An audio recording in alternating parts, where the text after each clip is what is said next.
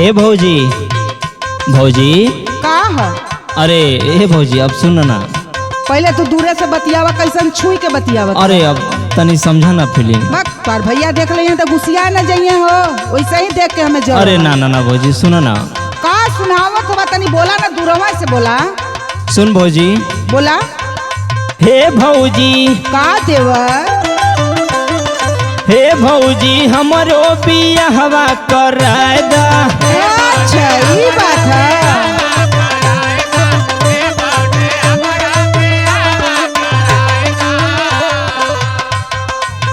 हमके जाना तो कैसन दुल्हन चाहिए। कैसन चाहिए बाबू? सुना। बोला। अपने की नाही भभकत चमकत, अपने की नाही भभकत चमकत, दमकत दुल्हन लिया दा। हे भौजी हमरो बियाहवा कराय दा। भगवा की ना यहाँ से दिमाग खराब है।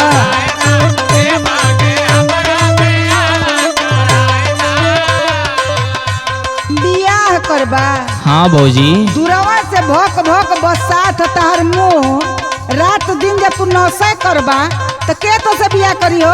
अरे भौजी चल गई नहीं रोडवा और सुबास मिल गई ना, वही पिया देना। तो बहन बिटिया फेंकल है का? अगर बियाह करे का तो पहले तोरे संगे एगो काम करो। का भौजी? सुना। सुनावा। पहले तोहारे कैसो हम दारू छोड़ाईबा।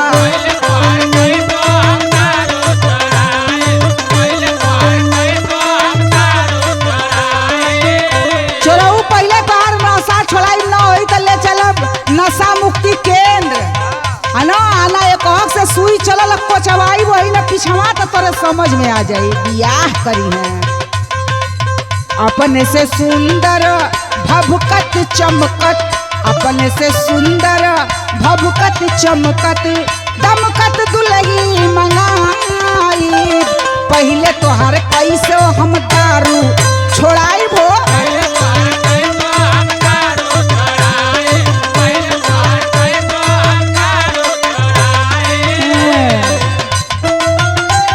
बियाह करी।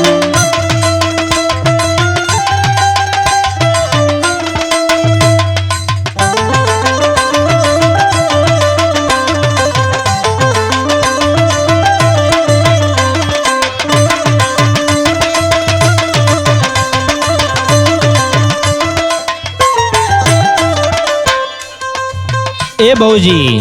का है? बोला जल्दी बोला, हमें काम है, तोहर बकवास सुने का टाइम ना है। अरे भौजी अभी नशा पति के ना करेला हो। अच्छा तोहरे के तरह कुल नशा करेला के अपन बहिन बिटिया तोहके दे ही हो, इतना उबारू का पड़ल हो। अरे सुन भौजी तई से सुन ला। हाँ बोला तई से बोला। गुड़ो के पकड़ाबो हथों के जोड़बो,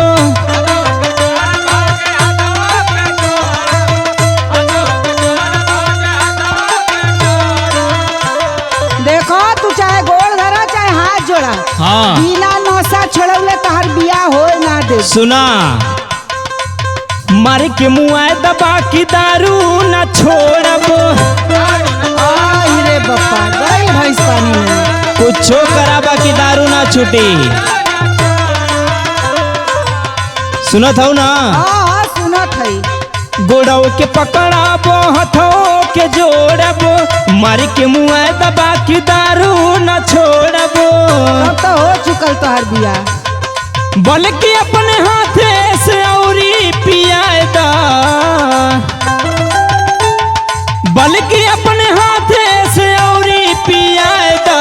हे भौजी हमरो बियाहवा कराए दा।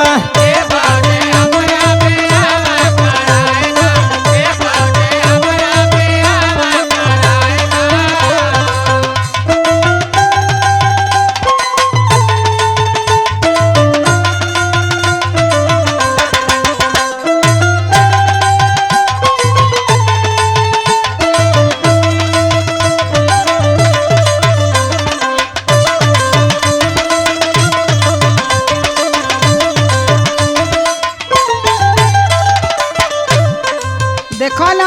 हाँ भौजी। तू मन बढ़ू पियक्कड़ हवा सुबह सवा के तरह है ना। अरे वो तो बचपने से पी पी के कहीं नाली पनारा में पड़ल रहबा।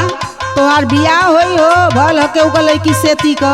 अरे बड़ बड़ पियक्कड़ का हो गल त हमार ना होई। बड़ बड़ पियक्कड़ का हो गल कैसे हो गल भगवाना जानत हवा। अब भौजी देखा तू ना फीलिंग समझबू तो के एकदम हम समझी। समझत है पहले तोके सुधारब ओकरे बाद तब फिर बात होई। सुना सुनावा। चाहे तोहे कौनो तरह हम सुधारब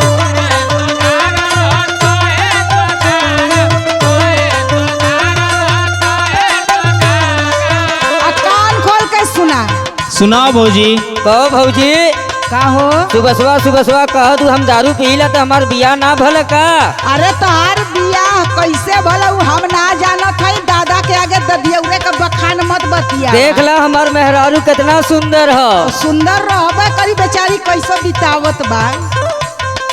और दुनो जनी सुना लगबाता अब हम नसवा उतारब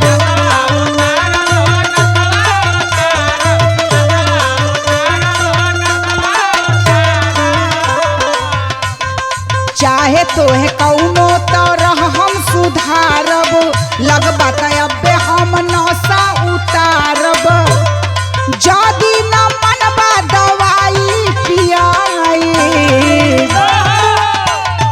जदी न मनबा दवाई पियाई पहले तोहर कैसो हम दारू छोड़ाइब।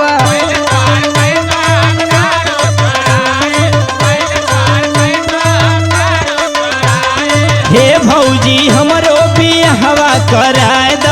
पहले तोहर कैसो हम दारू छोड़ाइब। हे भौजी हमरो बियाहवा कराए द। पहले तोहर कैसो हम दारू छोड़ाई। अरे भौजी अब करवा दो। एकदम नहीं हो जा अपन हरे देखा कोनो ओढ़ारू बढ़ारू लिया जैसे सुबह सवा लिया है।